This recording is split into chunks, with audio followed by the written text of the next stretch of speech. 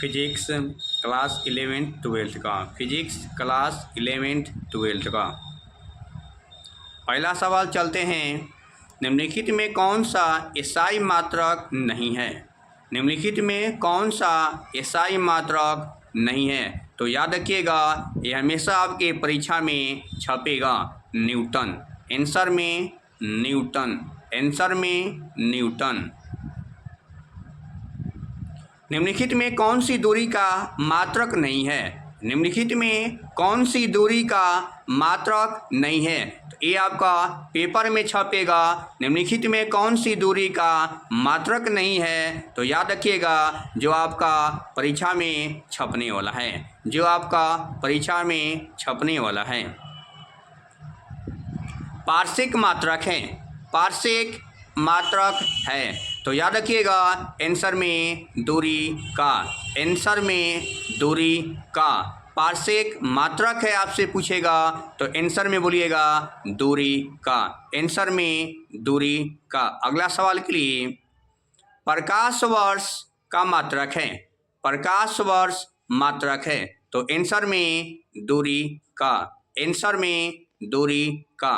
अगला सवाल के लिए, नाभ की त्रिज्या 10 की पावर -15 मीटर कोटि की है, तो इसे व्यक्त करने के लिए उपयुक्त मात्रक होते हैं। तो याद रखिएगा, आंसर में आपके पास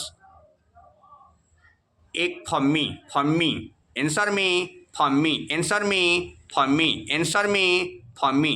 अगला सवाल के लिए, निम्नलिखित में कौन व्युत्पन्न मात्रक है? निम्नलिखित में से कौन व्युत्पन्न मात्रक है? ये 4 विकल्प आपके पास दिया हुआ है। तो इसका आंसर में न्यूटन। आंसर में न्यूटन। आंसर में न्यूटन। अगला सवाल के लिए, 1 मीटर तुल्य है। ये जो आपके पास पेपर में छपने वाला सवाल है, 10 की पावर 10 एंगस्ट्रॉम। 10 की पावर 10 एंगस्ट्रॉम। 10 की पावर 10 एंगस्ट्रॉम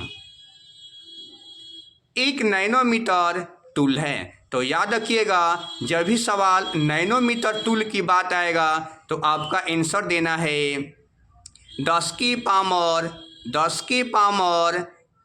-7 सेंटीमीटर।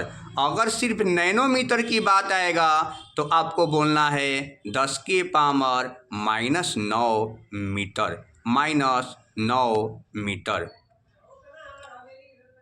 1 सेकेंड तुल्य है। 1 सेकेंड तुल्य है। तो याद रखिएगा, ये हमेशा आपका पेपर में छपने वाला सवाल है।